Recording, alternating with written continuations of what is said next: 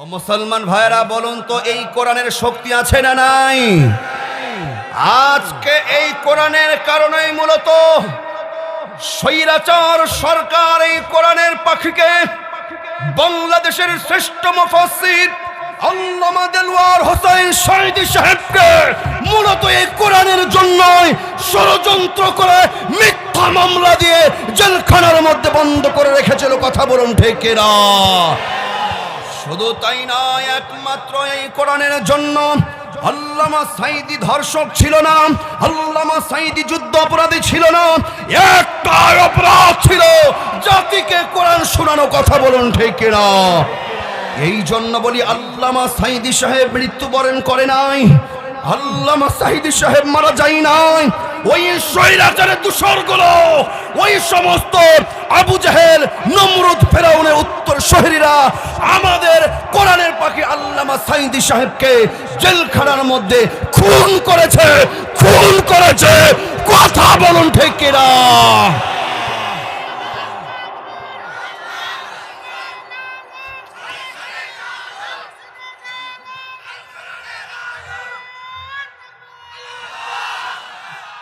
50 বছর পরে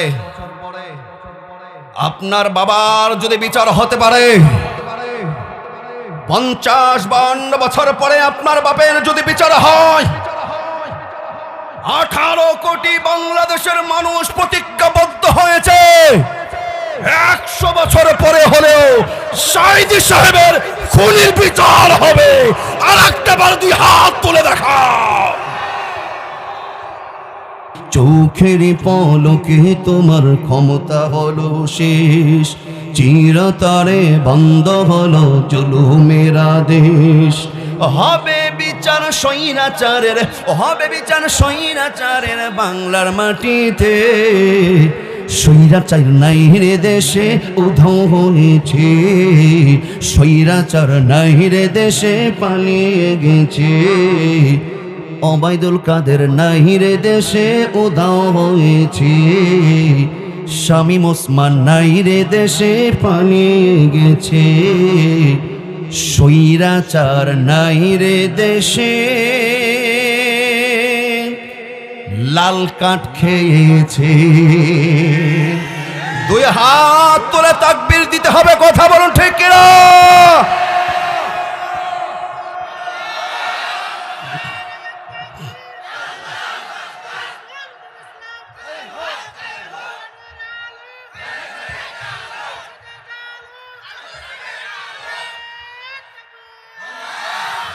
চ্যানেলটি সাবস্ক্রাইব করে আমাদের সঙ্গেই থাকুন। আউযু বিল্লাহি মিনাশ শাইতানির রাজীম। বিসমিল্লাহির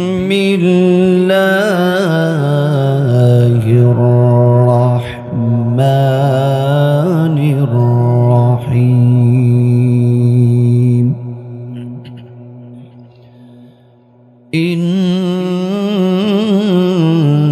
إنما المؤمنون الذين إذا ذكر الله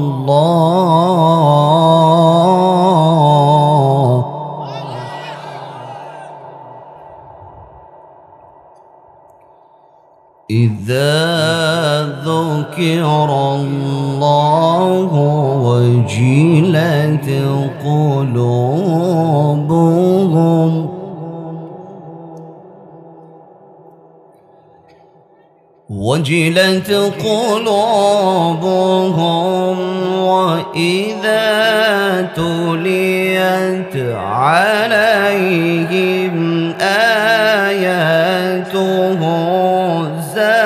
زادتهم إيمانا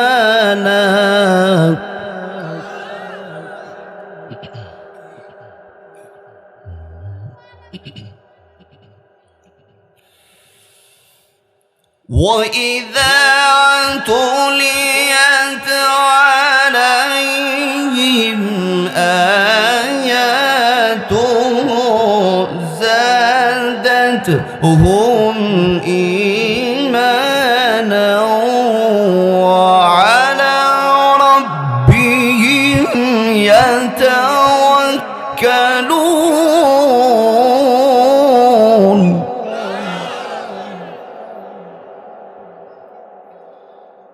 الذين يقيمون الصلاة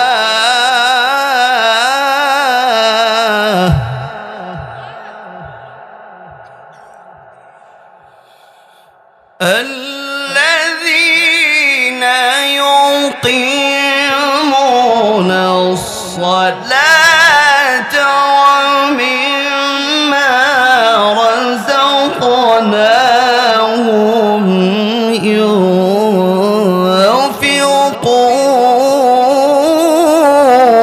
ينفقون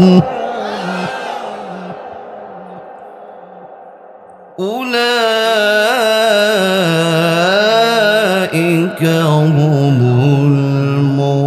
المؤمنون حقا لهم درجات عند ربهم ومغفرة ورزق كريم صدق الله العظيم. وقال النبي صلى الله عليه وسلم من أحب لله وأبغض لله وأعطى لله ومنع لله فقد استكمل الإيمان أو كما قال عليه الصلاة والسلام. وقال تعالى في شان حبيبه آمرا ومخبرا إن الله وملائكته يصلون على النبي يا أيها الذين آمنوا صلوا عليه وسلموا تسليما. اللهم صل على محمد وعلى آل محمد كما صليت على إبراهيم وعلى آل إبراهيم إنك حميد مجيد. اللهم بارك على محمد وعلى آل محمد كما باركت على إبراهيم وعلى آل إبراهيم إنك حميد مجيد. কি হবে বেঁচে থেকে অযথা বিদ্যা শিখে যদি না গড়তে পারি শোষণবিহীন সমাজটাকে? কি হবে বেঁচে থেকে, কি হবে বেঁচে থেকে অযথা বিদ্যা শিখে যদি না গড়তে পারি শোষণবিহীন সমাজটাকে? কি হবে বেঁচে থেকে, কি হবে বেঁচে থেকে? বিপ্লবী কণ্ঠে বলুন কথা ঠিক না ব্যাঠিক? কি হবে ছাত্র সেজে চুমু খেয়ে সনদখানা যদি হয় বিদ্যালয়টা প্রতি তাদের আড্ডাখানা? কি হবে ছাত্র সেজে চুমু খেয়ে সনদখানা যদি হয় বিদ্যালয়টা প্রতি তাদের আড্ডাখানা? এর চেয়ে মরাই ভালো, দেশ ছেড়ে যাওয়াই ভালো। এর চেয়ে মরাই ভালো, দেশ ছেড়ে যাওয়াই ভালো। কি হবে ধোকা দিয়ে বিবেকটাকে? কি হবে বেঁচে থেকে অযথা বিদ্যা শিখে যদি না গড়তে পারি শোষণবিহীন সমাজটাকে? কি হবে বেঁচে থেকে, কি হবে বেঁচে থেকে? কি হবে আলেম হয়ে ইমাম সেজে সমাজেতে পারো যদি উচ্চ স্বরে সত্য কথা না বলিতে? কি হবে আলেম হয়ে ইমাম সেজে সমাজেতে পারো যদি সত্য কথা উচ্চ স্বরে না বলিতে? চাকরির ভয় করো যদি ছেড়ে দাও ওই না গদি, কমিটির ভয় করো যদি ছেড়ে দাও ওই না গদি। ঠিক না ব্যাঠিক?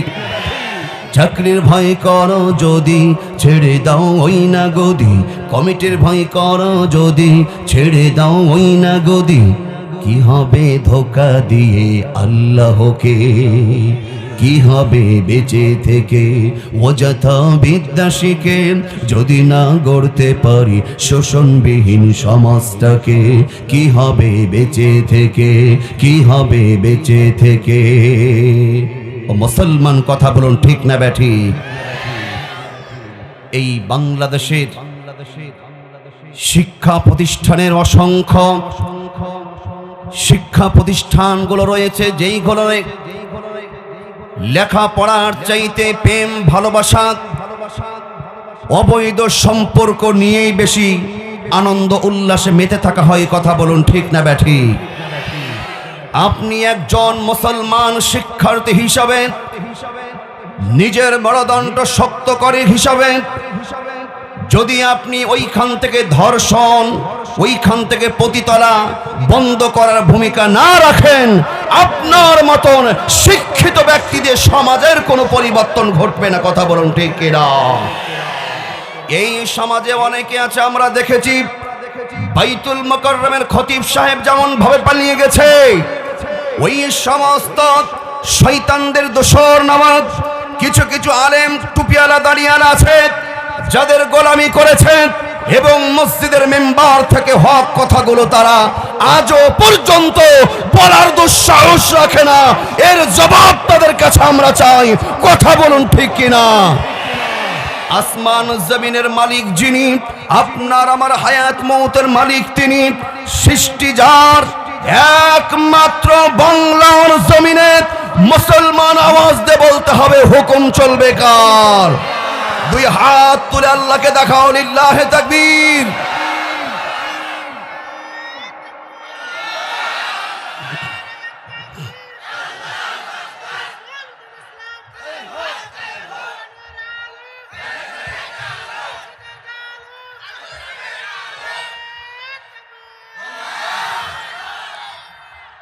আল্লাহ পাক কবুল করুন, বলি আমিন। আমার ভাইরা রাগ করলেন? হ্যাঁ, আলোচনা চলবে ইনশাল্লাহ। কতক্ষণ চলবে?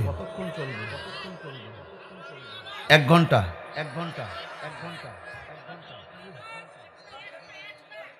আল্লাহ পাক সহি শুদ্ধ সঠিক কথাগুলো বর্তমান প্রেক্ষাপটের আলোকে, কোরআন সুন্নাহর আলোকে, যেইগুলো আমাদের জন্য জানা এবং আমল করার দরকার, সবচেয়ে গুরুত্বপূর্ণ কথাগুলো আল্লাহ পাক আমাদের জবান দিয়ে, আমার জবান দিয়ে বের করে দেন, এবং সেইগুলো আমাদের আমলে জিন্দেগি করার তৌফিক দান করুন। আমরা পড়ছি আল্লাহুম্মা আমিন। আমি কোরআনুল কারীমের 8 নম্বর সূরা, কত নম্বর সূরা? 8 নম্বর সূরা, সূরাতুল আনফাল। এই সূরাটা নাজিল হয় নবীজির মদিনায় জিন্দেগিতে। কোথায়? আমি এইখান থেকে ছোট্ট 3টে আয়াত তেলাওয়াত করেছি। আয়াত নাম্বার 2, 3, 4। কয়টা আয়াত? 3টি আয়াত। আল্লাহ সুবহানাহু ওয়া তাআলা পৃথিবীতে মানুষ সৃষ্টি করেছেন। মানুষ সৃষ্টি করে এই মাখলুকগুলো 3 ভাগে বিভক্ত হয়েছে। কয় ভাগে? আওয়াজ দিয়ে বলুন, কয় ভাগে? একটা হলো মুমিন, আর একটা হলো মুনাফিক, আর একটি হলো কাফির। কয়টি হয় বিভক্ত? আল্লাহর প্রিয়, আল্লাহর কাছের, আল্লাহর পছন্দের দল কোনটা? মুমিন যারা। মুমিন সম্পর্কে আল্লাহ পাক এইখানে সুন্দর আলোচনা করেছেন। আসলে বলুন তো, আমরা মুনাফিক না মুমিন? নিঃসন্দেহে আমরা কি? শুধু মুখে বললে হবে? হ্যাঁ, এই এলাকার মনে করছে সবগুলো মুমিন? পৃথিবীতে বাংলাদেশে যতগুলো আলেম আছে সবগুলো আলেম? ওদের আলেম ছিল না? খালি মুখে বললে হবে না, প্রমাণ দিতে হবে। মুসলমান এতদিন মসজিদের মেম্বার থেকে, মাহফিলের চেয়ার থেকে কথা বলেছি অ্যাঙ্গেলে, এখন কথা হবে ওপেন মাহফিলের প্যান্ডেলে। কথা বলুন ঠিক কিনা? জন্য কারো সহ্য হোক আর না হোক, কালো ভালো লাগুক আর না লাগুক, কথা হবে পরিষ্কার। কথা বলুন ঠিক কিনা? আমরা যে মুমিন, মুমিনের কিছু কোয়ালিটি, মুমিনের কিছু বৈশিষ্ট্য, ক্যাটাগরি আছে না নাই? গভীর মনোযোগ দিবেন আমার যুবক ভাইয়ারা, মুরব্বী বাবাজিরা আমার। কোরআনুল কারীমের ৮ নম্বর সূরা সূরাতুল আনফালের ২ নম্বর আয়াত থেকে আল্লাহ রাব্বুল আলামিন তিনি বলছেন, ইন্নামাল মুমিনুনা আল্লাযীনা ইযা যুকিরাল্লাহু ওয়াজিলাত قلوبهم وإذا تليت عليهم آياته زادتهم إيمانا।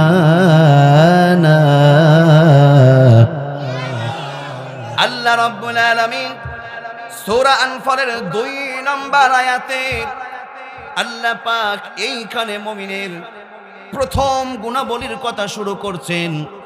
২ এবং ৩ নম্বর সূরা আনফালের ২ এবং ৩ নম্বরে আল্লাহ পাক মুমিনের সর্বমোট এইখানে ৫টা বৈশিষ্ট্যর কথা বলেছেন। কথা বলুন কয়টি? স্বচ্ছ মুমিন হবে যারা, ৫টা গুণে গুণান্বিত হবে তারা। কথা বলুন ঠিক না বেঠিক? তার স্বচ্ছ মুমিনের বৈশিষ্ট্য কয়টি? এই যে এইখানে প্রথম বৈশিষ্ট্য আল্লাহ তুলে ধরেছেন, ইযা যুকিরাল্লাহু ওয়াজিলাত কুলুবুহুম। মুমিনের ১ নম্বর বৈশিষ্ট্য হলো, মুমিনের সামনে যখন আল্লাহর জিকির করা হবে, আল্লাহর স্মরণ করিয়ে দেওয়া হবে, যেটা মুমিন হবে। সব কোয়ালিটি এক নয়, আমি আগেই বলেছি মানুষের মধ্যে কোয়ালিটি কয়টি?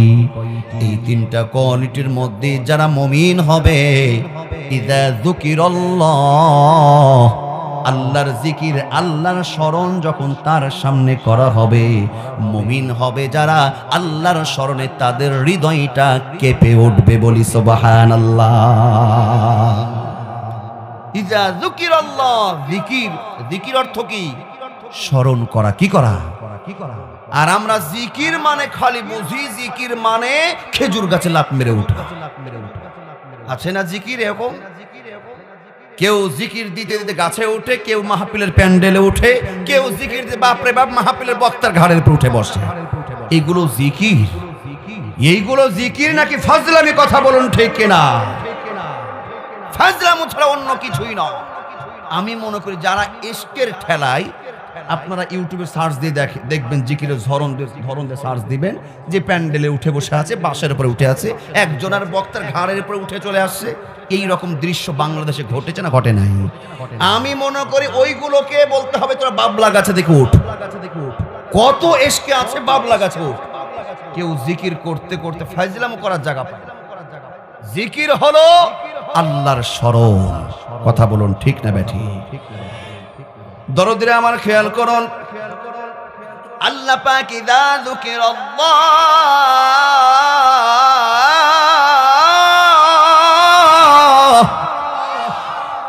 যখন আল্লাহর জিকির, আল্লাহর স্মরণ করিয়ে দেওয়া হবে, যারা খাঁটি মুমিন হবে, মাহফিলের প্যান্ডেলে হোক, মসজিদের ভেতরে হোক, হুজুররা যখন আল্লাহর স্মরণ, আল্লাহর ভয় ভীতি দেয়, নিশ্চয়ই মুমিনদের হৃদয়টা কেঁপে ওঠে। তারা চিন্তা করে, আসলে আমার ভুল রয়েছে, অন্যায় রয়েছে, আল্লাহর ভয়ে তাদের সংশোধনের পথে হাঁটে। কথা বলুন ঠিক কিনা? আর যারা মুনাফিক হবে, মুনাফিক, অনেক মুনাফিক আছে মাহফিলে আসে, ঠিক না বেঠিক? বললাম যদিও এইখানে নাই, অনেক মুনাফিক মসজিদে যায়। কথা বলুন ঠিক না বেঠিক? মুনাফিক কারা হবে এবার শুনুন। নিঃসন্দেহে আমি বিশ্বাস করি এইখানে কোনো মুনাফিক নাই, কিন্তু যদি থাকে আপনি কালকে প্রমাণ পাবেন। আজকে আমি বলে গেলাম নাই, কিন্তু সে যদি তার কপালটা পুরাই আসলে মুনাফিকের খাতার নাম লিখায়, তাহলে কালকে দেখবেন চায়ের স্টলে, বাজারে, রাস্তাঘাটে জমির কৃষক আবাদে কাজ করতে করতে বলবে, ওটা তাফসির হলো নাকি রাজনীতি হলো? বুঝেন নাই? ওরা তাফসির করলো নাকি জামাতের এজেন্ট এসে ওরা দাওয়াত দিয়ে গেল? বুঝে নিতে হবে। আল্লাহর জিকির, কোরআনের কথা শুনে যারা এইরকম মন্তব্য করবে, এইগুলো মুমিন নয়, এইগুলো হলো টাটকা মুনাফিক। কথা বলুন ঠিক কিনা? এইগুলোকে বঞ্চিত করতে হবে, বিতাড়িত করতে হবে। কোরআনের কথা, আল্লাহর জিকির মেনে নিয়ে তুমি যদি থাকতে পারো, দেশে থাকো, সমাজে থাকো, না হলে তুমিও ওদের পিছ ধরো। কথা বলুন ঠিক কিনা? আল্লামা সানাউল্লাহ পানিপত্তি রাহমাতুল্লাহ আলাইহি তিনি অর্থ করেছেন, ব্যাখ্যায় তিনি বলেছেন, ইযা যুকিরাল্লাহ ওয়াজিলাত কুলুবুহুম। এইখানে আল্লাহর জিকির, আল্লাহর স্মরণ বলতে কোনটা বোঝানো হয়েছে, উদ্দেশ্যটা কি? সানাউল্লাহ পানিপত্তি রাহমাতুল্লাহ আলাইহি তিনি বলেন, এই আয়াতে এইখানে আল্লাহর জিকির বলতে কোরআনের 30 পারা বোঝানো হয়েছে। বলি সুবহানাল্লাহ।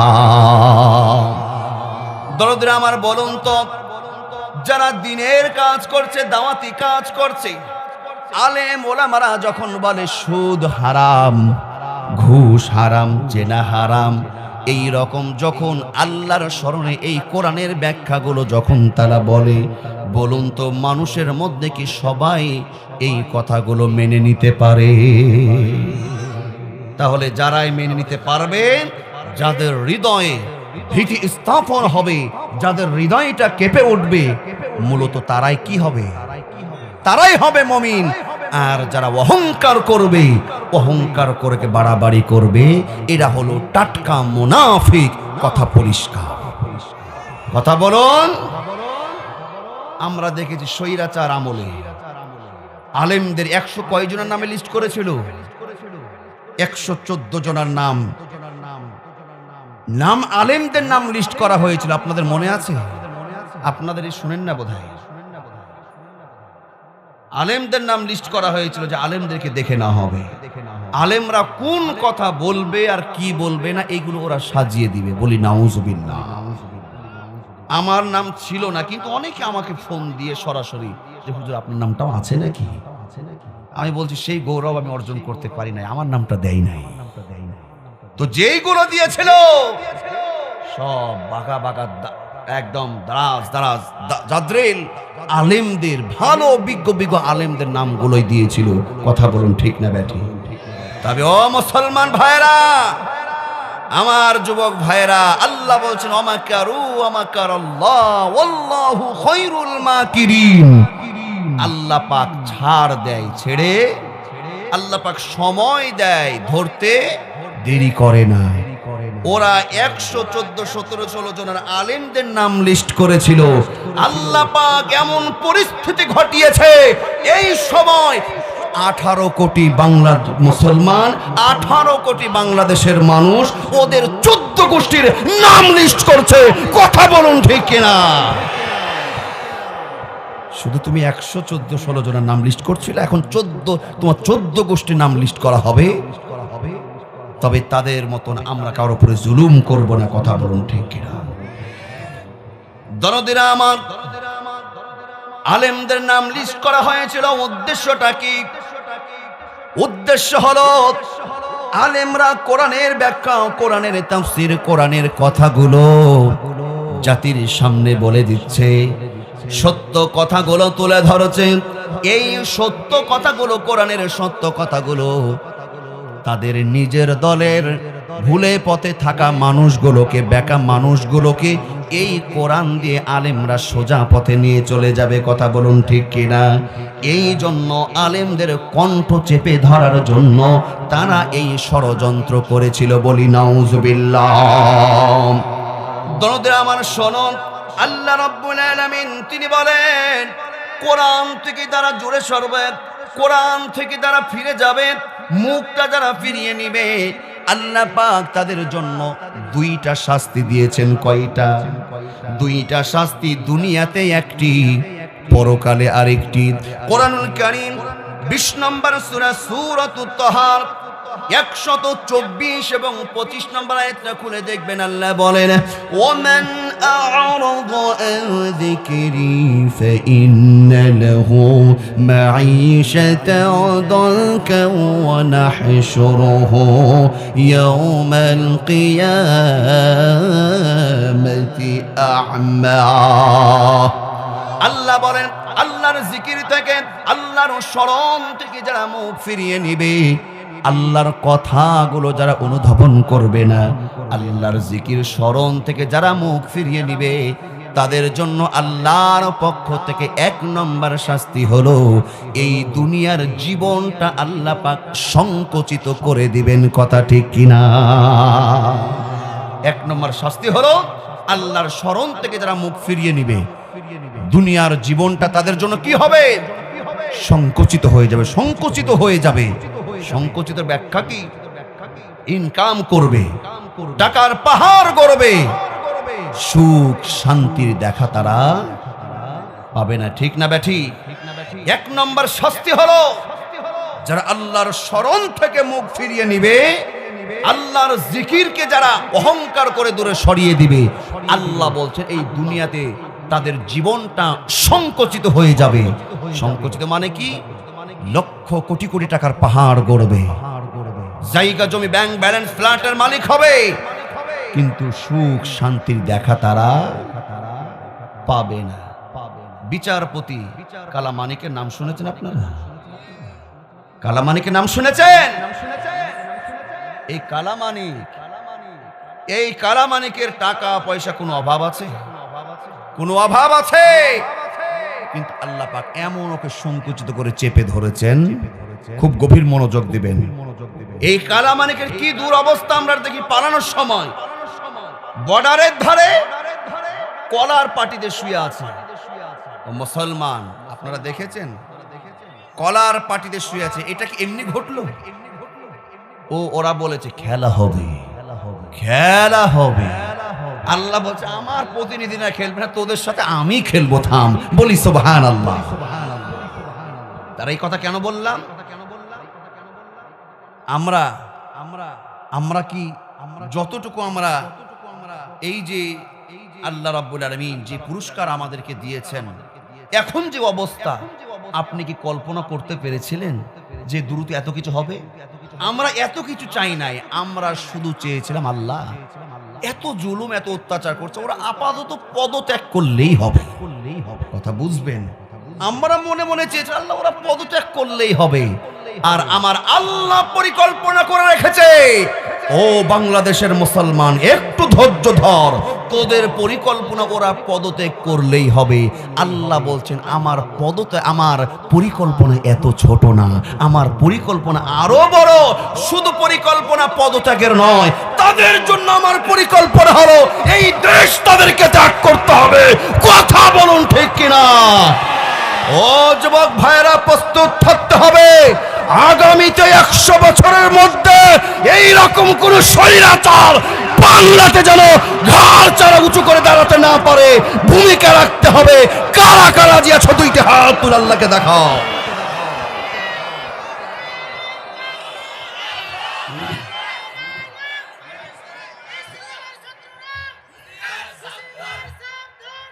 আমিন।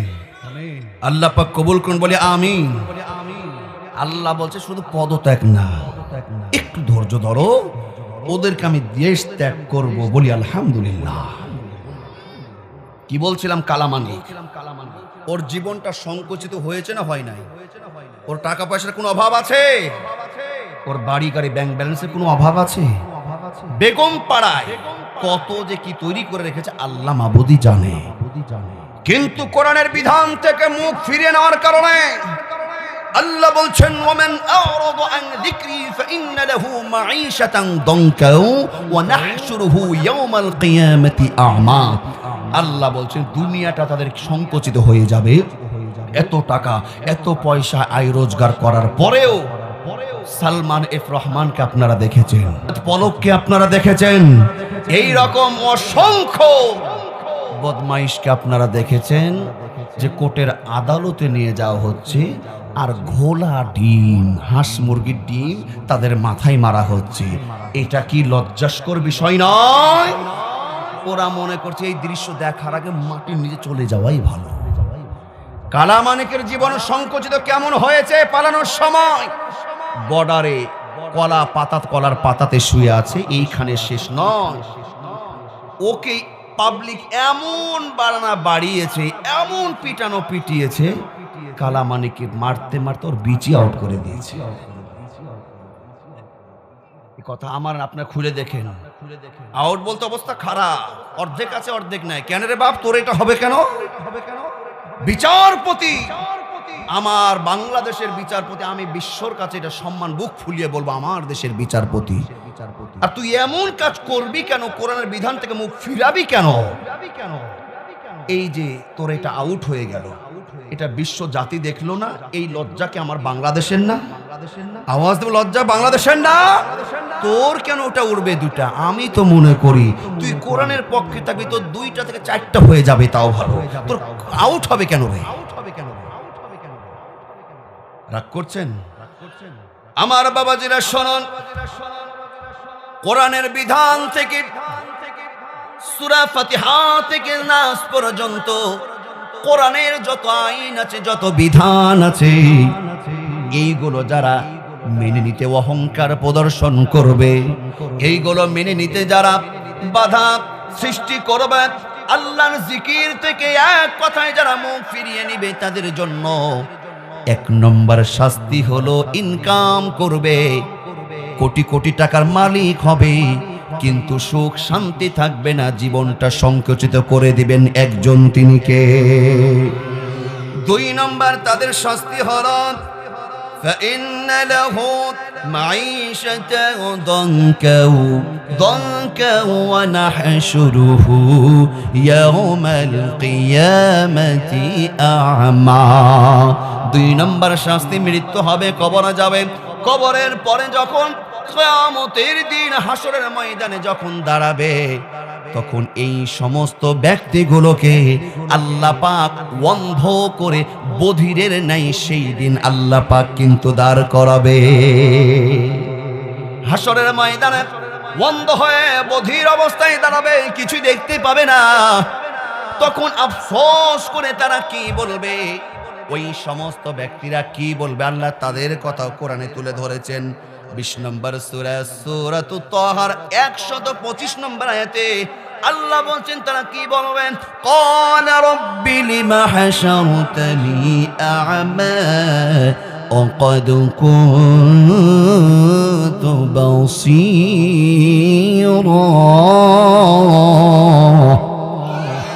তারা বলবে, আল্লাহ দুনিয়াতে আমরা বধির ছিলাম না, অন্ধ ছিলাম না, আমাদের চোখ ছিল, কিন্তু এখন কেন আমরা অন্ধ বধির নাই দাঁড়িয়েছি? আমার আল্লাহ বলছেন দাঁড়ানোর কারণ হলো দুনিয়াতে অহংকার করে আল্লাহর জিকির থেকে তোরা মুখ ফিরিয়ে নিয়েছিলি, ঠিক না বেঠি? মুমিনের 1 নম্বর বৈশিষ্ট্য হবে আল্লাহর জিকির, কোরআনের বিধান আমাদেরকে মেনে নিতে হবে। কথা বলুন, ঠিক না বেঠি? আমার বাবাজিরা, 30 পারা কোরআন, এই 30 পারা কোরআন আপনাকে বলবে আপনি জীবনটা কিভাবে পরিচালনা করবেন, জীবনটা আপনি কিভাবে সাজাবেন। এই সিদ্ধান্ত, এই ম্যাপ কাটি আল্লাহ পাক আমাদের জন্য একটি ক্যাটালগ, 30 পারা নামক একটা ক্যাটালগ আল্লাহ পাক পৃথিবীর শ্রেষ্ঠ গ্রন্থ আল কোরআনুল কারীম দিয়েছেন। কথা বলুন, ঠিক কিনা? আল্লাহ বলেন হুদাল লিন্নাসি ওয়া বাইনাতিম মিনাল হুদা ওয়াল ফুরকান। আল্লাহ বলেন হুদাল লিন্নাস, হুদা করেন, হেদায়েত করে কাদের জন্য? সমস্ত মানুষের জন্য। হুদাল লিন্নাস, আল্লাহ বলছেন এটা হুদা করে সত্য মিথ্যার পার্থক্যকারী জীবন বিধান হিসাবে আল্লাহ পাক এই কোরআনটা আমাদেরকে দিয়েছেন। বলি সুবহানাল্লাহ। এই কোরআন আপনাকে হেদায়েত দান করবে। ঠিক না ব্যাঠিক? আপনি সত্য মিথ্যার পার্থক্য কিভাবে করবেন, এর নির্দেশনা, দিক নির্দেশনা দেবে কে? আওয়াজ দিয়ে বলুন কে?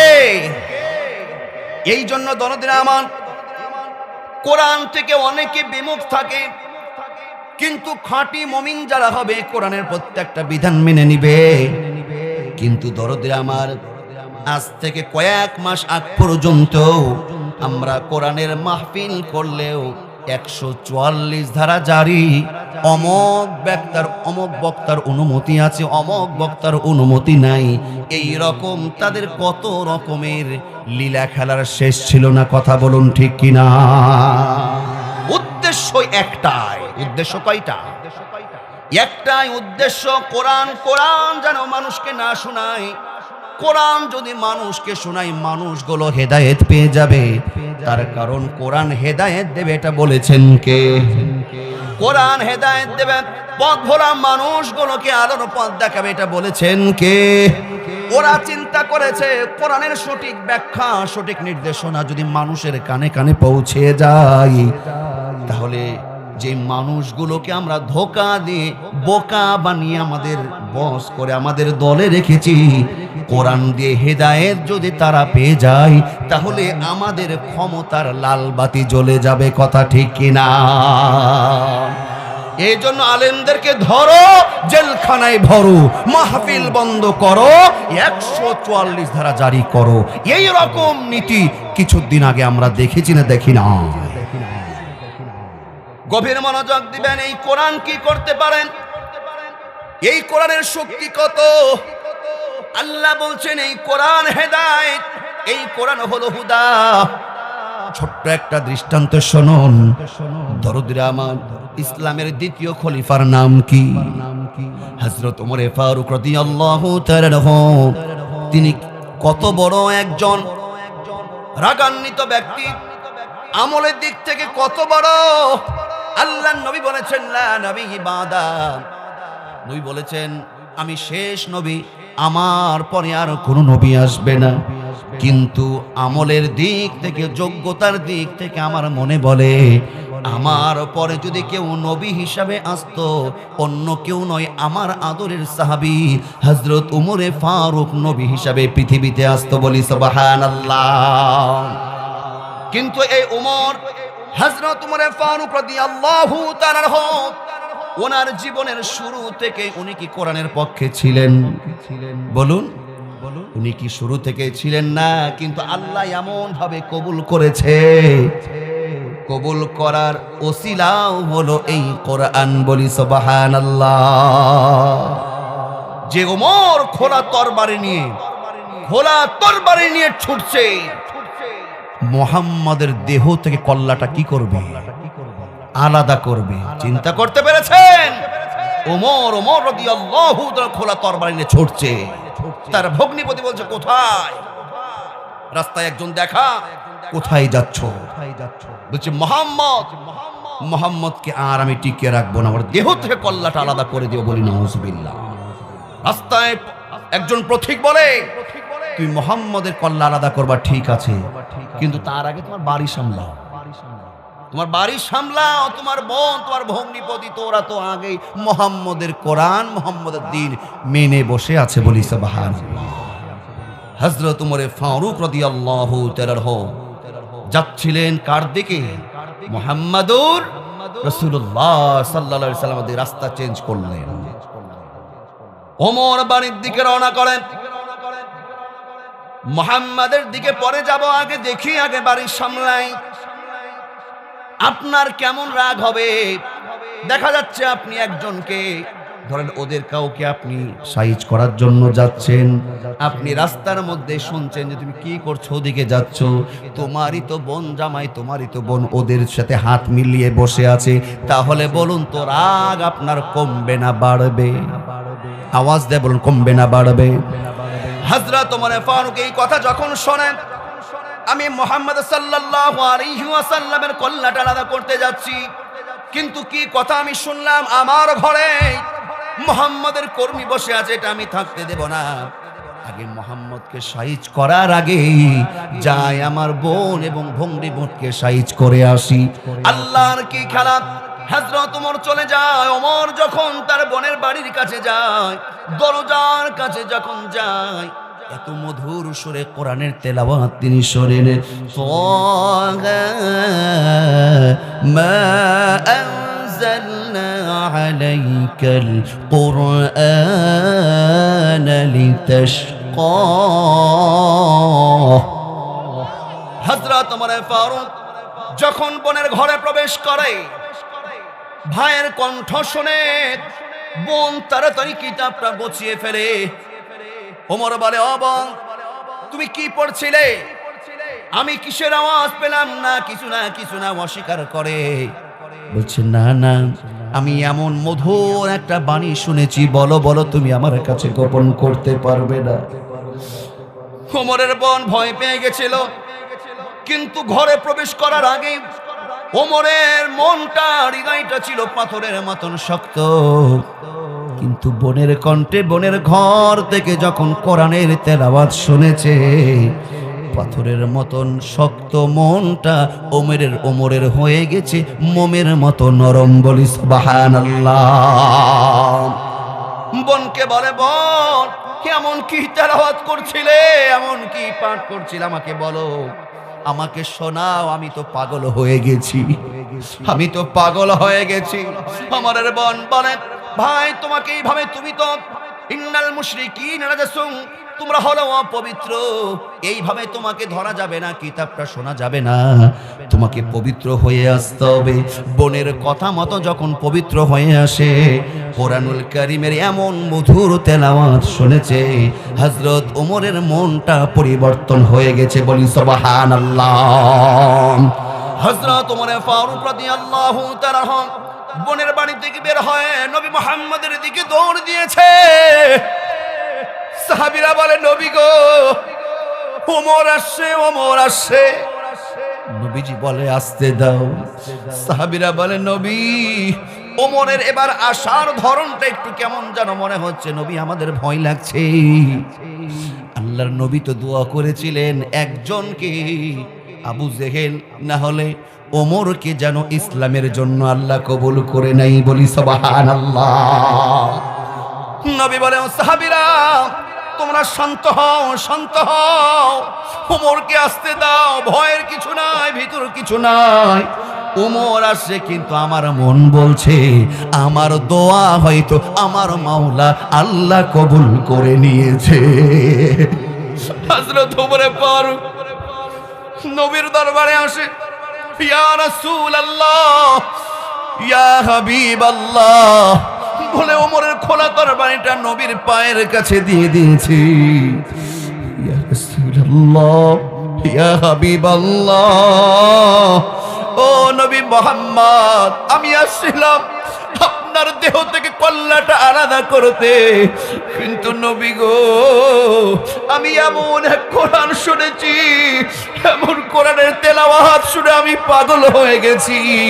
ও নবী, আমি ওমর, আমি মুগ্ধ হয়ে গেছি। নবী, আপনাকে আমি কথা দিচ্ছি, আপনার দেহ থেকে কল্লাটা আলাদা নয়। নবী, আমি ওমর, আমার দেহটা ইসলামের জন্য আপনার পায়ের কাছে ওয়াকফ করে দিলাম। বলি সুবহানাল্লাহ। দাও খোদা দাও আমায় আবার ওমর দারাজ দিন, দাও খোদা দাও আমায় আবার ওমর দারাজ দিন, দাও আলীর মতো বীর সেনানী, আলীর মতো বীর সেনানী জাগাতে নিখিল, দাও খোদা দাও আমায় আবার ওমর দারাজ দিল, দাও খোদা দাও আমায় আবার ওমর দারাজ দিল।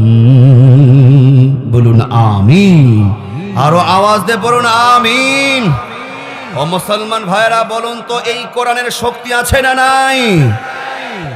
আজকে এই কোরআনের কারণেই মূলত স্বৈরাচার সরকার এই কোরআনের পাখিকে বাংলাদেশের শ্রেষ্ঠ মুফাসসির আল্লামা দেলওয়ার হোসেন শহীদ সাহেবকে মূলত এই কোরআনের জন্য ষড়যন্ত্র করে মিথ্যা মামলা দিয়ে জেলখানার মধ্যে বন্ধ করে রেখেছিল। কথা বলুন ঠিক কিনা?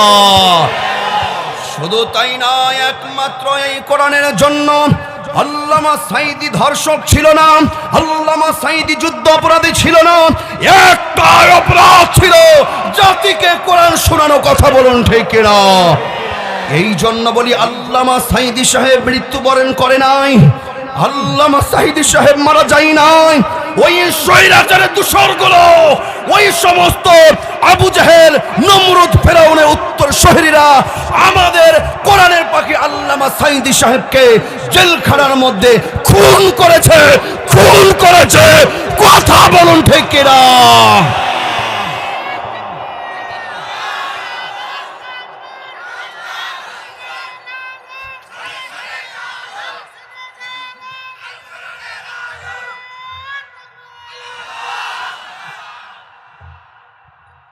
50 বছর পরে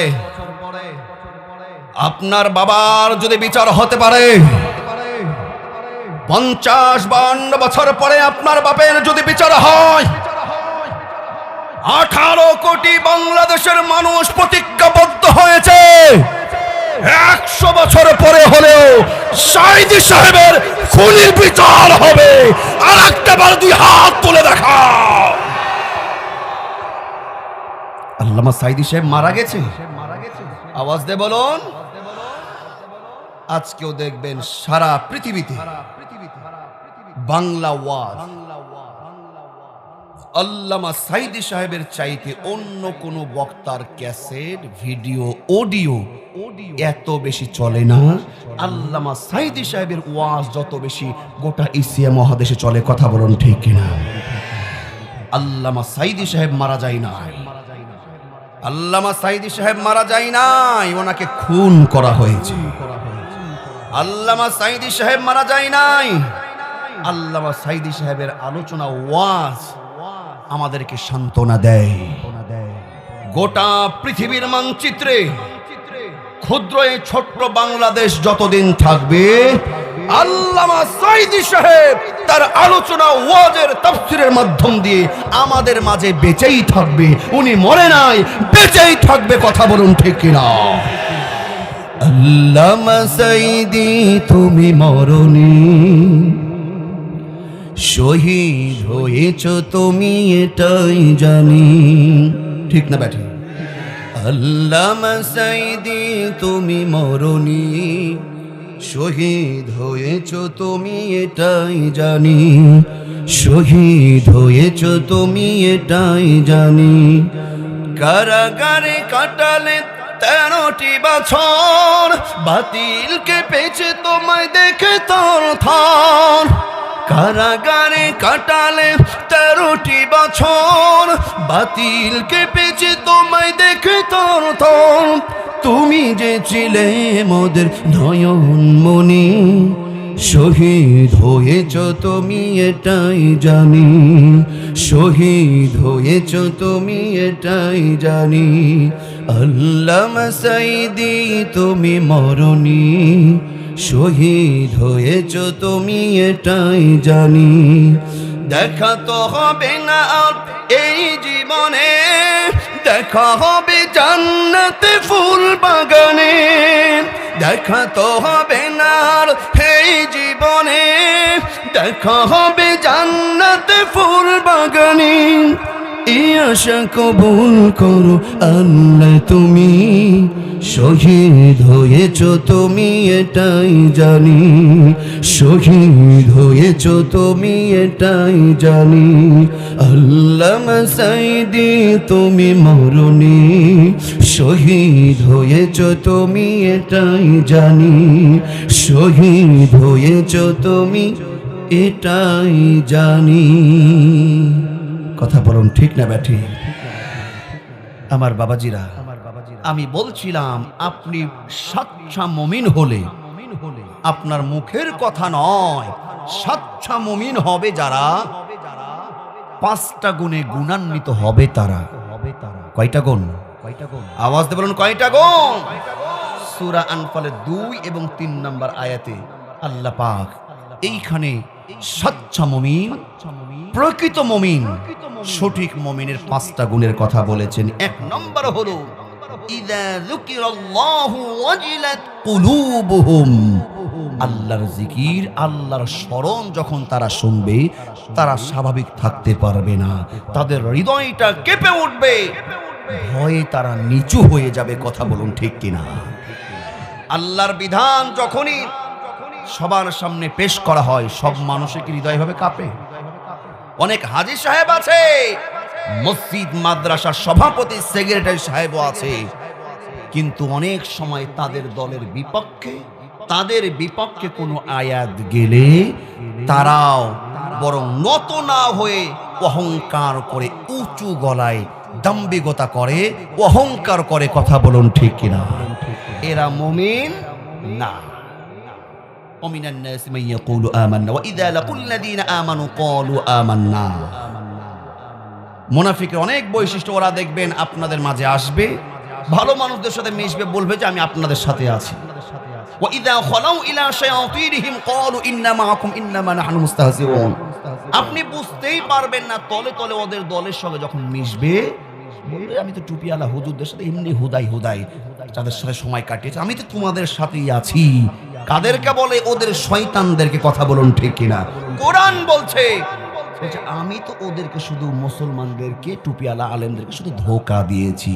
আল্লাহ বলছে ওদেরকে ধোঁকা দিস নাই, তুই নিজে ধোঁকার মধ্যে পড়েছিস। কথা বলুন ঠিক কিনা? দরদিনা আমার, তাহলে খুব গভীর মনোযোগ দিবেন। মুনাফিকের খাতায় নাম রাখা যাবে না। যদি জান্নাতে যেতে চাই সাচ্চা মুমিন হওয়ার দরকার আছে না নেই?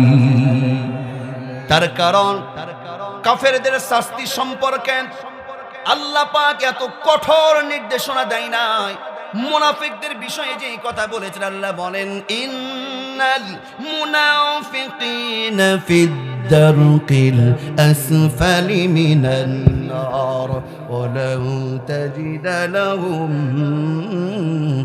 নাসীরা। আল্লাহ বলেন মুনাফিক যারা হবে, নিশ্চয় মুনাফিকদের অবস্থান হবে জাহান্নামের তলদেশে, জাহান্নামের নিচে। ওয়ালান তাজিদ লাহুম নাসীরা, আল্লাহর নবীকে উদ্দেশ্য করে আল্লাহ বলছেন, এবং মুনাফিকদেরকে সাহায্য করার মতন দ্বিতীয় কোনো অপশন সেই দিন থাকবে না। কথা ঠিক কিনা? আল্লাহ বলছেন ওয়ালান তাজিদ লাহুম নাসীরা, তারা সাহায্য পাবে না। তাহলে আমাদের আশেপাশে অনেক মুনাফিক মার্কা ইমানদার আছে না নাই? আওয়াজ দিতে হয়, মুসলমান আছে না নাই? তাহলে দেখেছেন ইসলামের ক্ষতি করেছে, কোরআনের ক্ষতি করেছে, আলেম ওলামার দুশমনি করেছে। 1 বছর নয় 16 বছর ধরে ইসলামের 12টা বাজানোর চেষ্টা করেছে। অসংখ্য আলেম ওলামাকে শাস্তি দিয়েছে, ফাঁসি দিয়েছে, হত্যা করেছে। তাদেরকে যদি আপনি আবার সাহায্য করেন, আপনি তাদেরকে যদি আবার প্রশ্রয় দেন কিছু টাকার বিনিময়ে, তাহলে আপনিও বড় মুনাফিকের বাচ্চা, মুনাফিক হয়ে যাবেন। কথা বলুন ঠিক কিনা? বাংলাদেশে এটা ঘটেছে না ঘটে নাই? আমার বাবাজিরা শোনন, খুবই সংক্ষেপে আমরা জানলাম মুমিনের 1 নম্বর বৈশিষ্ট্য হলো ইযা যুকিরাল্লাহু ওয়াজিলাত কুলুবুহুম। মুমিন হবে যারা আল্লাহর জিকির, আল্লাহর স্মরণ, কোরআনের আলোচনা তাদের সামনে করা হবে যখন, মুমিন স্বাভাবিক থাকবে না, মুমিন তার হৃদয়টা ভয়ে কম্পিত হয়ে উঠবে। বলি সুবহানাল্লাহ। এবার আসুন মুমিনের 2 নাম্বার কোয়ালিটি কারা, কেমন হবে 2 নাম্বার কোয়ালিটি? মুমিনের 2 নাম্বার বৈশিষ্ট্য আল্লাহ বলেন ওয়া ইযা তুলিয়াত আলাইহিম আয়াতুহু যাদাতুহুম ঈমানা। মুমিনের সামনে যখন কোরআনের আয়াত তেলাওয়াত করা হবে, ওয়াইদা তুলিয়াত আলাইহিম আয়াতুহু যখন তেলাওয়াত করা হবে, কোরআনের আয়াত যখন মুমিনের সামনে তেলাওয়াত করা হবে, যাদাতুহুম ঈমানা, মুমিনের হৃদয়, মুমিনের ঈমান তখন স্বাভাবিক থাকবে না। মুমিন হবে যারা, ঈমানটা তাদের আরো দ্বিগুণ বেড়ে যাবে। বলি সুবহানাল্লাহ। কোরআনের তেলাওয়াত শুনতে আমাদের ভালো লাগে কি লাগে না? কোরআনের টান যখন মারা হয়, যারা মুমিন তাদের কলিজাটা ভরে যায়। কথা বলুন ঠিক কিনা? সবার ভালো লাগে না, সবার ভালো লাগে না। অসংখ্য দেখবেন বেহাইয়াপনা, নির্লজ্জ কনসার্ট আছে যেইগুলো কোরআন দিয়ে চলে না, বেহাইয়াপনা নির্লজ্জতায় ভরে যায়। এমন কি অনেক সমাবেশ আছে, অনেক জনসভা আছে যেইগুলোর শুরুতে কোরআন পাঠ করা হয় না। যারা কোরআনকে অ্যাভয়েড করে, বোঝা যাবে এরা খাঁটি মুমিন না। কথা বলুন ঠিক কিনা? আমার আল্লাহ রাব্বুল আলামিন তিনি বলেন, আল্লাহ পাক বলছেন, আল্লাযীনা আমানু ওয়া লাম ইয়ালবিসু ঈমানাহুম বিযুলমিন উলাইকা লাহুমুল আমনু ওয়া হুম মুহতাদুন।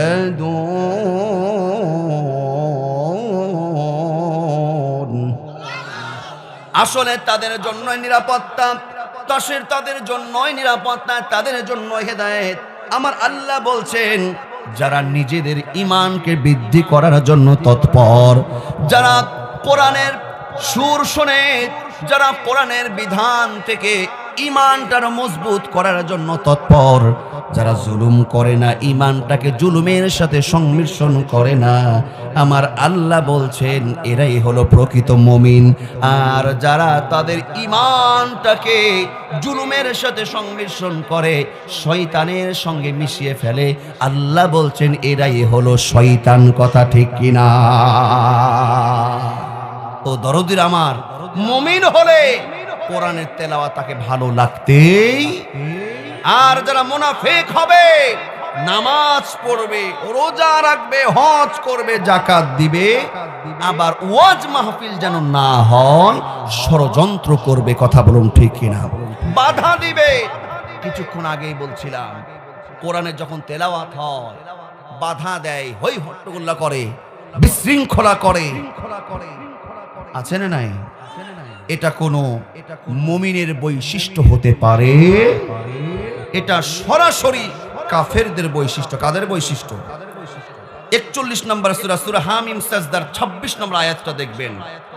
কাফেররা যখন নবী মুহাম্মদ এবং মুসলমানরা কোরআন তেলাওয়াত করত, কাফেরদের বৈশিষ্ট্য হলো বিশৃঙ্খলা করো, হট্টগোল করো, গন্ডগোল করো, উচ্চ স্বরে আওয়াজ করো, যেন কোরআন তেলাওয়াত শুনতে করতে বিঘ্ন ঘটে। বলি নাউজুবিল্লাহ। আমার বাবা যারা শোনেন, মুমিনের 2 নম্বর বৈশিষ্ট্য, ওয়াইদা তুলিয়াত আলাইহিম আয়াতুহু যাদাতুহুম ঈমানা। মুমিন যখন কোরআনের তেলাওয়াত শুনবে, তাদের ঈমানটা আরো বেড়ে যাবে। কিন্তু কোরআন শুনতে দেবে না, কোরআন শুনতে বিঘ্ন ঘটাবে, 144 ধারা জারি করবে, মাহফিলের বিপক্ষে একটা প্রতিপক্ষ সৃষ্টি করবে। কিছু কিছু বলবে ওরা মাহফিল করলে আমরা যাত্রা করব, ওরা মাহফিল করলে আমরা খেলার আয়োজন করব। এই রকম ভাবে বিভিন্ন সময় বিভিন্ন ষড়যন্ত্র আসে না নাই? আল্লাহ বলছেন এরা মুমিন না, তাহলে এরা কি? আল্লাহ বলেন সূরা হামিম সাজদার 26 নম্বর আয়াতে বলেন, ওয়াকালাল্লাযীনা কাফারু লা তাসমাউ লিহাযাল কুরআনি ওয়ালগাউ ফীহি লাআল্লাকুম তাগলিবুন। যখন কোরআনে তেলাওয়াত হয়, কোরআনের আয়াত যখন পাঠ করা হয়, ওই যে কাফেররা, কাফেরদের বৈশিষ্ট্য হলো হট্টগোল করো, গন্ডগোল করো, কোরআন তেলাওয়াতের মধ্যে বিঘ্ন ঘটাও। বলি নাউজুবিল্লাহ। দরদিরা আমার গভীর মনোযোগ দিবেন। তাহলে এখন বলুন তো, এই কোরআন এই কোরআন আমাদের শুনতে ভালো লাগে কি লাগে না, কিন্তু বিষয় হলো যার ঈমানটা যত মজবুত হবে, যার ঈমানটা যত সুন্দর হবে, কোরআন তেলাওয়াতের মজাতে তত বেশি পাবে। বলি সুবহানাল্লাহ। আল্লাহ বলছেন কোরআন আয়াত শুনলে ঈমান বেড়ে যায়, ঈমান বাড়ে। আমরা এইখানে যতজন মানুষ আছি আমাদের সকলের ঈমানের অবস্থা কি এক? ঈমান যদি ওজন করা হবে সবার কি এক? তাহলে কম বেশি আছে না নাই? যেমন সাহাবীদের ঈমান তাবিঈদের উপরে, তাবিঈদের চাইতে তাবিঈদের চাইতে সাহাবীদের ঈমান বেশি ছিল কি ছিল না? সাধারণ পাবলিক মানুষদের চাইতে আলেমদের ঈমান একটু বেশি না কম? কেন? ওনাদের কোরআনের জ্ঞান, সুন্নাহর জ্ঞান, ঈমানি জ্ঞান কিছুটা হলো বেশি। কথা বলুন ঠিক কিনা? অন্যান্য সাহাবীর চাইতে হযরত আবু বকর সিদ্দিক রাদিয়াল্লাহু তাআলা আনহুর ঈমান কম না বেশি? আওয়াজ দিয়ে বলুন মুসলমান। মেরাজের পরে কাফের বেঈমানরা যখন নবীর নামে মিথ্যাচার শুরু করে দিল, এটা পাগলের কথা। এক রাতে মসজিদুল আকসা থেকে একবারে সাত আসমান পাড়ি দিয়ে বাইতুল মামুর মুকদ্দাস সেখান থেকে সফর দিয়ে আবার এক রাতের মধ্যে এসে হাজির হয়ে গেল। এটা কিভাবে সম্ভব? এটাকে বিশ্বাস করা যায়? আবু বকর সিদ্দিক বলেন যে এই কথা কে বলেছেন? তোমাদের নবী মুহাম্মদ বলেছে। এতদিন জানতাম যে মুহাম্মদ জাদুকর, আজকে জানলাম কাফের বেঈমানরা বলছে, আজকে জানলাম তোমাদের নেতা মুহাম্মদ একজন মিথ্যা পাগল। বলি নাউজুবিল্লাহ। আবু বকর সিদ্দিকের কেমন আমল, কেমন ঈমান! এই কথা যখন কাফের বেঈমান বলে, আবু বকর সিদ্দিক বলে এই কথা কি আমার নবী বলেছে? যদি আমার নবী বলে থাকে, পৃথিবীর কেউ বিশ্বাস করুক আর না করুক, আমি আবু বকর বিশ্বাস করে ফেললাম। বলি সুবহানাল্লাহ। তাহলে ঈমান যার যেমন, কোরআনের তেলাওয়াতে মজা আনন্দ সে পাবে তেমন। বলি সুবহানাল্লাহ। আমার ভাইয়েরা শুনুন শুনুন, আল্লাহ সুবহানাহু ওয়া তাআলা কোরআনুল কারীমে এবার মুমিনের 3 নম্বর বৈশিষ্ট্যের কথা বলে শুনুন। কি বলছেন? মুমিন হবে যারা ওয়া আলা রাব্বিহিম ইয়াতাওয়াক্কালুন। মুমিনের 3 নম্বর কোয়ালিটি হলো, মুমিনের 3 নম্বর বৈশিষ্ট্য হলো মুমিন সর্ব অবস্থায়, সুখে দুঃখে বিপদে মুসিবতে ভালো মন্দ সর্ব অবস্থায় মুমিন একজনের উপরে তাওয়াক্কুল করে, ভরসা করে। আওয়াজ দিয়ে বলুন তিনি কে? মুমিন একমাত্র ভরসা করবে কার উপরে? কোন সন্দেহ আছে? এটা হলো মুমিনের কয় নম্বর বৈশিষ্ট্য? মুমিনের কয় নম্বর বৈশিষ্ট্য? এটা হলো মুমিনের 3 নম্বর বৈশিষ্ট্য। শুনুন, আপনি জমিতে ফসল ফলান, আবাদ করেন, এইখানে ফসল ভালো হবে না মন্দ হবে, ভরসা করতে হবে কার উপরে? তাওয়াক্কুল করতে হবে কার উপরে? কিন্তু আমরা আগেই চিন্তা করি পানি কম, পানি নাই, সারের এই অবস্থা, ফসল কি হবে, বীজ সেরকম পেলাম না, নানান অজুহাত আছে না নাই? আপনি চেষ্টা করবেন সর্বোপরি ফসল ভালো হবে না মন্দ হবে, একমাত্র ভরসা করতে হবে কার? আল্লাহ সুবহানাহু ওয়া তাআলা তিনি বলেন মুমিনের 3 নম্বরের বৈশিষ্ট্য হলো মুমিন একমাত্র আল্লাহর উপরে তাওয়াক্কুল করবে, আল্লাহর উপরে ভরসা করবে। তারপরে আল্লাহ কি বলেন শুনুন, 5 নম্বর সূরা মাঈদার 11 নম্বর আয়াতে আল্লাহ বলেন ওয়াত্তাকুল্লাহা ওয়া আলাল্লাহি ফালইয়াতাওয়াক্কালিল মুমিনুন। আল্লাহ বলেন আর তোমরা আল্লাহর তাকওয়া অবলম্বন করো, আর আল্লাহর উপরে তাওয়াক্কুল রাখো, আল্লাহর উপরে ভরসা করো। বলি সুবহানাল্লাহ। মুমিনের 3 নম্বর বৈশিষ্ট্য হলো ভরসা হবে কার উপরে? কিন্তু যারা মুমিন না, যারা কাফের, ওই যে বলেছিলাম মানুষ কয় প্রকার? মুমিন, মুনাফিক, কাফির। মুমিন বাদ দেন, যারা মুনাফিক হবে, যারা কাফির হবে, এরা তাওয়াক্কুল ভরসা আল্লাহর উপরে করবে না শয়তানের উপরে করবে? ওরা তাওয়াক্কুল ভরসা আল্লাহর উপরে করে না, ওরা তাওয়াক্কুল কেউ করে নেতার উপরে, কেউ করে সেনাবাহিনীর উপরে, তাওয়াক্কুল কেউ করে পুলিশের উপরে, তাওয়াক্কুল কেউ করে বিজিবির উপরে, কেউ করে ভারতের রয়ের উপরে। কথা বলুন ঠিক না ব্যাঠিক?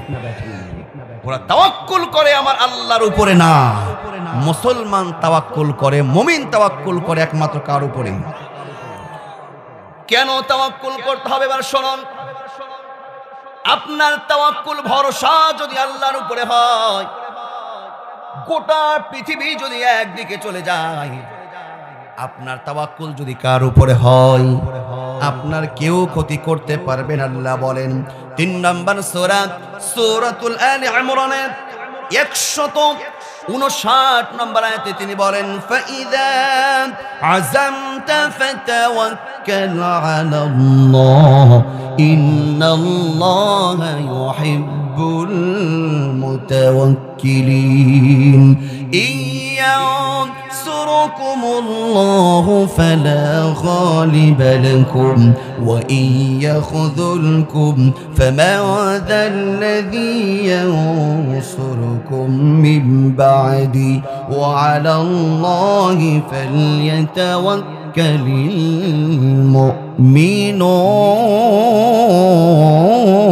المؤمنون। আল্লাহ বলেন মুমিনরা তাওয়াক্কুল করে একমাত্র আল্লাহর উপরে। আর তোমরা জেনে রাখবে, আল্লাহ বলছেন তোমার তাওয়াক্কুল যদি আল্লাহর উপরে হয়, গোটা পৃথিবীর মানুষ যদি তোমার থেকে মুখ ফিরিয়ে নেয়, কোনো অসুবিধা নাই, আল্লাহ তোমাকে সাহায্য করার জন্য যথেষ্ট হয়ে যায়। আর তোমার তাওয়াক্কুল যদি আল্লাহর উপরে না হয়, কোনো মাছের উপরে, কোনো মাটির উপরে, কোনো মূর্তির উপরে, কোনো মানুষের উপরে, পুলিশের উপরে, বিজিবির উপরে, র্যাবের উপরে, ক্ষমতার চেয়ারের উপরে যদি তোমার তাওয়াক্কুল হয়, গোটা পৃথিবী তোমার যদি একদিকে হয়, আমার আল্লাহ তোমাকে ধ্বংস করেই ছাড়বে। কথা বলুন ঠিক কিনা? তাদের সাজানো বাগান কি ছিল? সাজানো বাগান। ওদের পুলিশ, ওদের র্যাব, ওদের আর্মি, ওদের বিজিবি, ওদের ভার্সিটি, ওদের অফিস, ওদের আদালত, ওদের হাইকোর্ট, ওদের জটকোর্ট, ওদের সুপ্রিম কোর্ট, সাজানো বাগান মনে করেছিল আমাদের এত কি, সবই তো আমাদের, আমাদেরকে কে হটায়? বুঝে থাকলে কথা বলুন ঠিক না ঠিক? সাজানো বাগান, ওদেরকে কে হটায়? হটিয়েছেন একজন, তিনি কে? কত সাল থাকানোর পরিকল্পনা ছিল? ৪১ সাল ঠেকিয়ে ছাড়বে। আল্লাহ বলছে আমি তো ঠেকিয়ে ছাড়ছি আমার আসমানে। তাওয়াক্কুল ছিল কার উপরে? আল্লাহর উপরে। কোন মাখলুকের উপরে যে তাওয়াক্কুল করে, আল্লাহ বলছেন তুমি আমার থেকে দূরে সরে গেছো। তাওয়াক্কুল আল্লাহর উপরে থাকলে আল্লাহ তাদেরকে সাহায্য করে। ওদের তাওয়াক্কুল ছিল পুলিশ, র্যাবের বিভিন্ন অফিস আদালতের সব ক্ষমতার উপরে।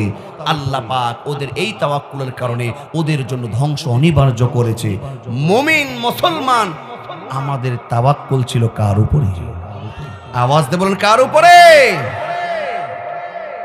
নিঃসন্দেহে ভাইরা, মুরব্বী বাবাজিরা, আমাদের তাওয়াক্কুল ছিল একমাত্র আল্লাহর উপরে। আমাদের সামনে ওনারা কিন্তু অনেকে বলেছে কোনো লাভ হবে না, যতই চাপাচাপি করো কোনো লাভ নাই। বলেছে না বলে নাই? আমাদেরকে বলেছে এখনো সময় আছে, ঠিক হয়ে যান, না হলে সাইজে নামা শুরু করেছি, এর শেষ কোথায় হবে জানা নাই। বলি নাউজুবিল্লাহ। ওরা বলেছিল কোনো কাজ হবে না। আমার আল্লাহ বলেছে যারা মুমিন হবে, যারা তাওয়াক্কুল করবে আল্লাহর উপরে, তোমরা একটু ধৈর্য ধারণ করো, আমি আল্লাহ তোমাদেরকে সাহায্য করব অবশ্যই। বলি সুবহানাল্লাহ। যতই বিপদে থাকেন, মুসিবতে থাকেন, ও মুসলমান, একবারে এক নম্বরে তাওয়াক্কুল রাখতে হবে কার উপরে? কোনো সন্দেহ আছে? আল্লাহর উপরে তাওয়াক্কুল রেখেছিলেন আল্লামা সাঈদী সাহেব, আল্লাহর উপরে তাওয়াক্কুল রেখেছিলেন এই বাংলাদেশের অসংখ্য ইসলামী আন্দোলনের কর্মীরা। বিধায় যারা জীবন দিয়েছে, জীবন দিয়েও তাদের মান শান 1 ইঞ্চি ধুলাই মিটাতে পারে নাই। আল্লামা সাঈদী সাহেবের যে মান শান ছিল এখন কমেছে নাকি আরো 100 গুণ বেড়েছে? কমেছে না 100 গুণ বেড়েছে? এটা হলো তাওয়াক্কুলের ফল। বলি সুবহানাল্লাহ। আপনি যতই বিপদে থাকেন, মুসিবতে থাকেন, আল্লাহ পাক অবশ্যই আপনাকে সাহায্য করবে। আল্লাহ কোরআনে বলেছে, পয়গম্বর জাতির পিতা হযরত ইব্রাহিম আলাইহিস সালাতু ওয়াস সালাম ইমানি দাওয়াত, দ্বীনের দাওয়াত, এক আল্লাহর দাওয়াত দেওয়ার কারণে আর একজন স্বৈরাচারের কাছে কিন্তু গ্রেফতার হয়েছিল। নাম কি? কিরোত, নমরুদ। ঠিক না বেটি? নাম কি? কাকে পাকড়াও করেছিল? ইব্রাহিম। ইব্রাহিম আলাইহিস সালাতু ওয়াস সালামকে পাকড়াও করেছিল অপরাধ হলো একটাই, এক আল্লাহর ঘোষণা দেওয়ার জন্য, ইমানি ঘোষণা দেওয়ার জন্য। নমরুদ যখন পাকড়াও করলো পয়গম্বর ইব্রাহিমকে, শুনুন দরদির আমার, ইব্রাহিমকে আগুনের মধ্যে ফেলবে, অগ্নিকুণ্ড তৈরি করা হয়েছে। এমন ভাবে নমরুদ অগ্নিকুণ্ডকে তৈরি করেছে যেখানে ফেললে মুহূর্তের মধ্যেই কিন্তু একটা মানুষ মুহূর্তের মধ্যেই কিন্তু রোস্ট হয়ে যাবে। কিন্তু বলুন তো, পয়গম্বর ইব্রাহিম আলাইহিস সালাতু ওয়াস সালাম তিনি যে আগুনে যাচ্ছেন, আগুনে ঝাঁপ দিবেন, এটা কার জন্য? আরো আওয়াজ দিয়ে বলুন না, কার জন্য? যদি আল্লাহর জন্যই হয়, এবার শুনুন। নমরুদ ইব্রাহিমকে আগুনে ফেলবে, সব প্রস্তুত, সবকিছু রেডি। আল্লাহ পাক ইব্রাহিম পয়গম্বর আলাইহিস সালাতু ওয়াস সালামকে এত বেশি পরীক্ষা করেছিলেন, ওনার জীবনটাই ছিল পরীক্ষার মধ্যে ভরপুর। কিন্তু ওনার জীবনের সবচাইতে বড় এবং চূড়ান্ত পরীক্ষা হলো আগুনের মধ্যে নিক্ষেপ হওয়া। বলি সুবহানাল্লাহ। পয়গম্বর এবার যখন আগুনের মধ্যে ঝাঁপ দিবেন, আগুনের মধ্যে ফেলা হবে, আমার আল্লাহ আবার পরীক্ষা তার সামনে হাজির করলেন। এবার পরীক্ষা কত কঠিন দেখুন। আপনি আমি যদি এইরকম বিপদে পড়তাম, ওই আগুনের মধ্যে যদি আমাদেরকে ফেলা হতো, আমাদের ঈমান কেমন হতো? এমনি পয়গম্বর হয় নাই, এমনি জাতির পিতা বানাই নাই। এবার যখন আগুনে ফেলা হবে, আল্লাহ নতুন পরীক্ষা সামনে হাজির করলেন। ফেরেশতা জিবরাইল আলাইহিস সালাতু ওয়াস সালাম ইব্রাহিমের সামনে হাজির হয়ে গেলেন। বলি সুবহানাল্লাহ। ফেরেশতা বলে, পয়গম্বর ও ইব্রাহিম, তুমি জানো সমস্ত ফেরেশতাদের সর্দার আমি। আমার 600টা পাখা রয়েছে, 600টা ডানা রয়েছে। ইব্রাহিম সাহায্য চাও, দেখো মুহূর্তের মধ্যে নমরুদের সমস্ত অগ্নিকুণ্ড, এই ষড়যন্ত্র আমি ভেঙে চুরমার করে দিব। এই কথা যখন ফেরেশতা বলে, জিবরাইল আলাইহিস সালাতু ওয়াস সালাম যখন এই কথা বলে, পয়গম্বর ওনার তাওয়াক্কুল ছিল কার উপরে? আওয়াজ দিয়ে বলুন না, কার উপরে? ফেরেশতা যখন এই কথা বলে, পয়গম্বর ইব্রাহিম আলাইহিস সালাতু ওয়াস সালাম বলে, ও আল্লাহর ফেরেশতা জিবরিল, জিবরিল আমিন, আমি কেন তোমার কাছে সাহায্য চাইব? আমি যে আল্লাহর জন্য আগুনে যাচ্ছি, ওই আল্লাহকে আমাকে দেখে না, আমি তোমার কাছে সাহায্য কেন চাইব? যে আল্লাহ আমাকে সৃষ্টি করেছে, যে আল্লাহর ঈমানি দাওয়াত দেওয়ার কারণে নমরুদ আজকে আমাকে আগুনে ফেলার জন্য পাইতারা জুড়েছে, তোমার কাছে নয়। সাহায্য চাওয়া লাগলে একমাত্র তাওয়াক্কুল করব ওই আল্লাহর উপরে। বলি সুবহানাল্লাহ। ভাইরা আমার, মুমিন যখন, মুসলমান যখন আল্লাহর উপরে তাওয়াক্কুল করে, মুমিনের ভরসা যখন আল্লাহ হয়ে যায়, আমার আল্লাহ বলেন, ওয়া কানা হাক্কান আলাইনা নাসরুল মুমিনিন।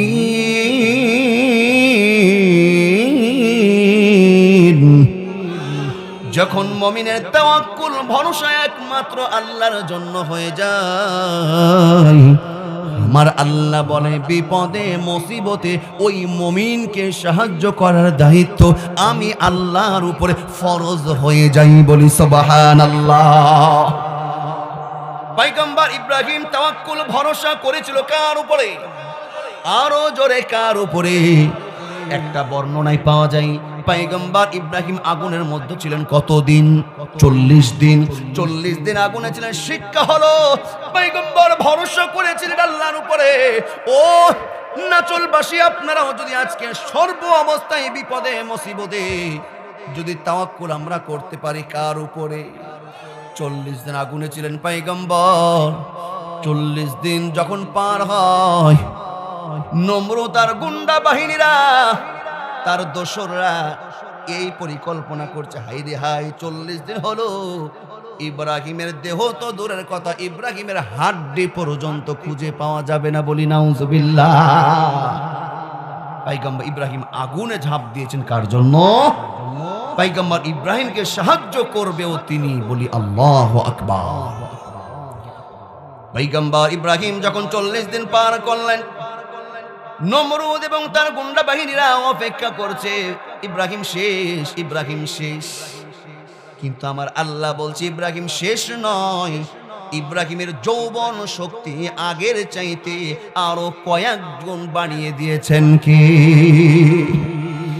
যখন আগুন ইব্রাহিম পয়গম্বর গেলেন, আল্লাহ ওই আগুনকে সতর্ক করে দিলেন, ওই আগুনের উপরে আয়াত নাজিল করে দেন। আল্লাহ বলেন কুল্লা ইয়া নারু কুনি বারদা ওয়া সালামান আলা ইব্রাহিম।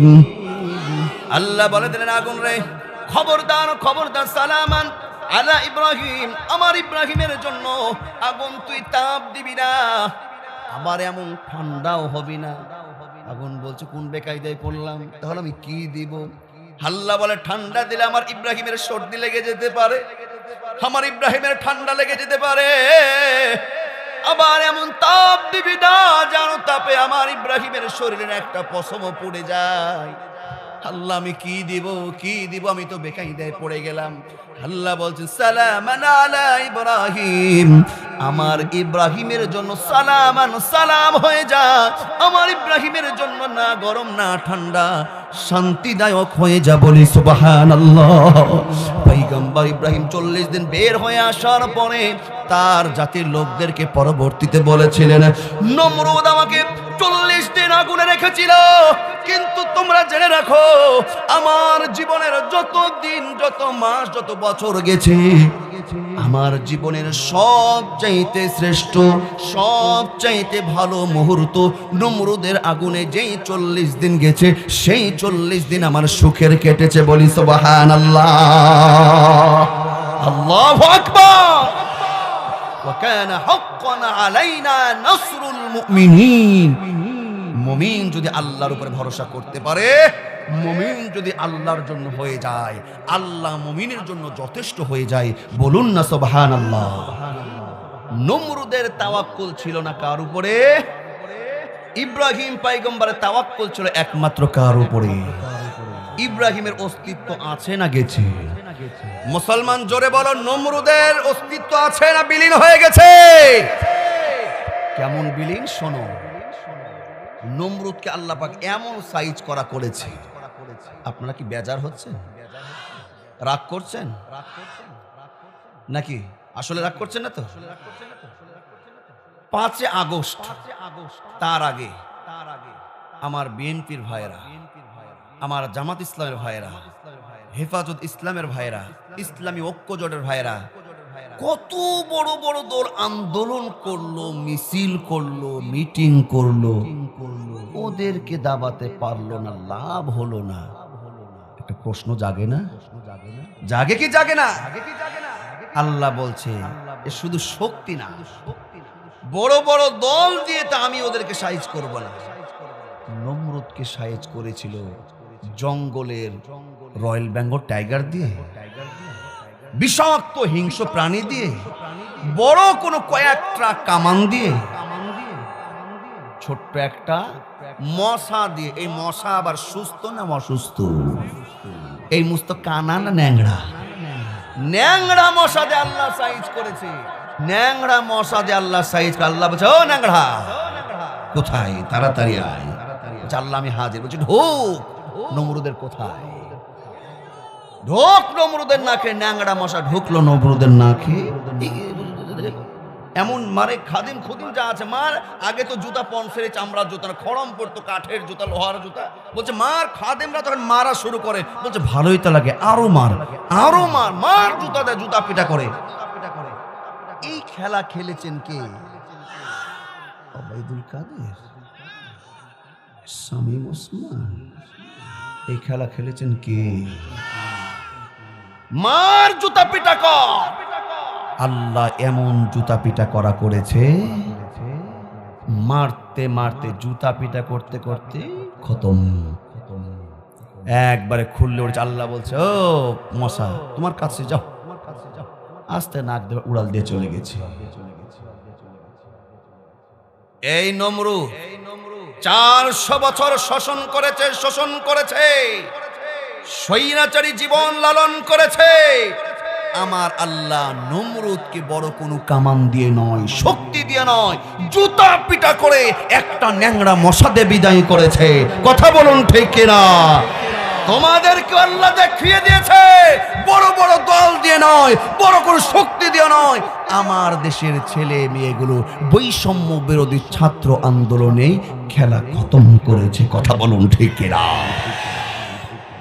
বাবাজিরা আমায় বলছিলাম, নমরুদ স্বৈরাচারী করেছেন, আল্লাহর উপরে ভরসা তাওয়াক্কুল না রেখে নিজে প্রভু রব সেজেছে।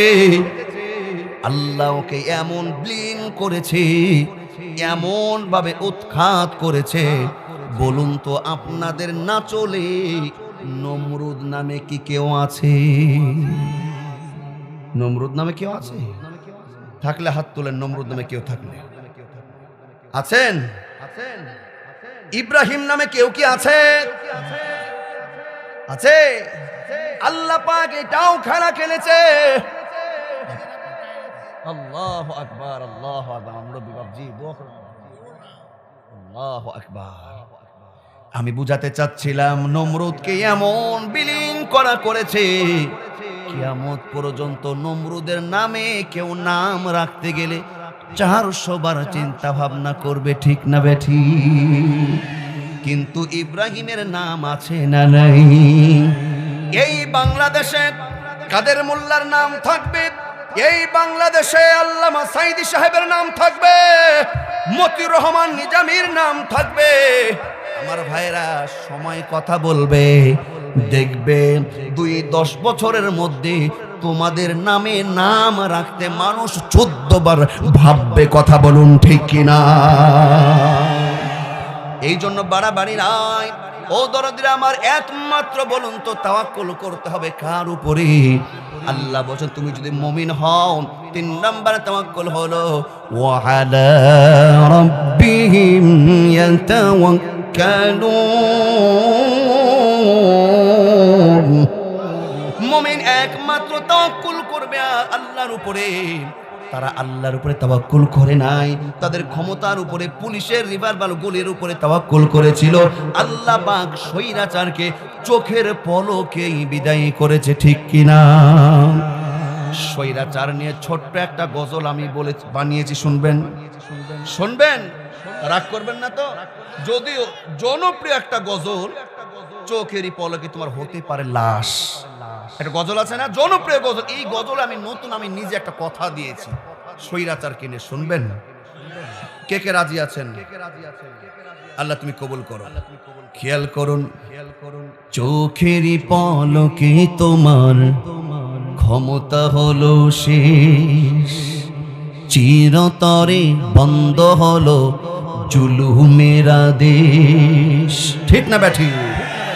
চোখেরই পলকে তোমার ক্ষমতা হলো শেষ, চিরতরে বন্ধ হলো জুলুমের আদেশ।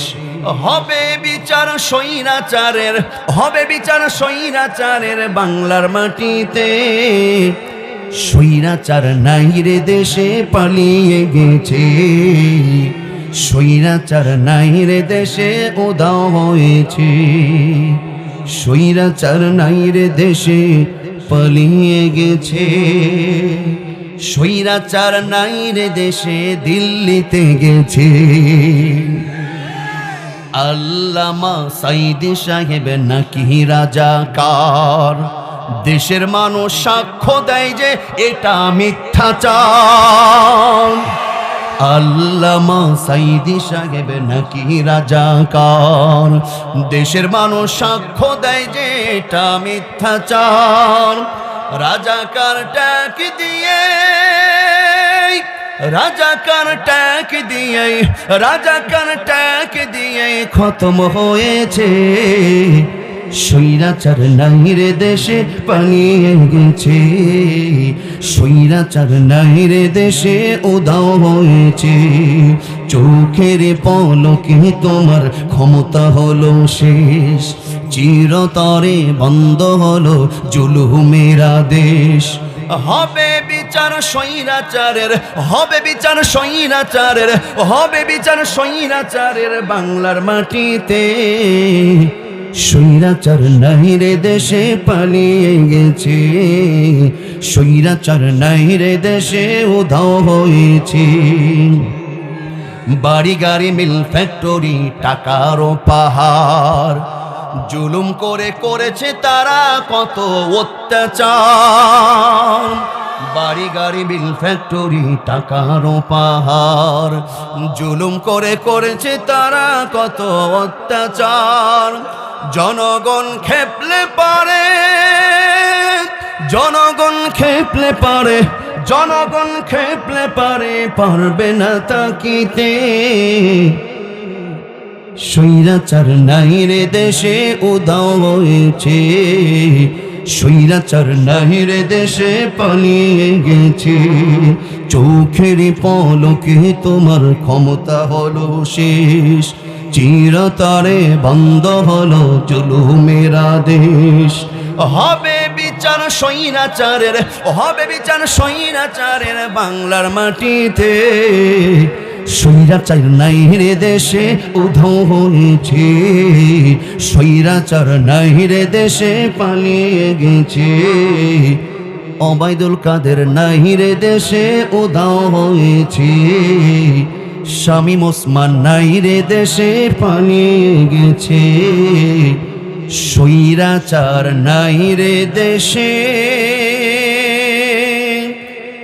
লাল কাঠ খেয়েছে। দুই হাত তোলে তাকবীর দিতে হবে, কথা বলুন ঠিক কিনা? আল্লাহ পাক কবুল করুন, বলি আমিন।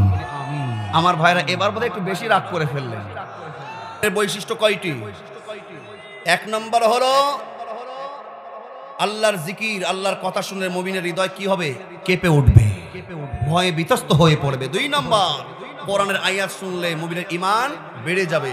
তিন নম্বর, মুমিন সর্ব অবস্থায় তাওয়াক্কুল করবে, ভরসা করবে কার উপরে? আমার মা বোনরা ভরসা করবে কার উপরে?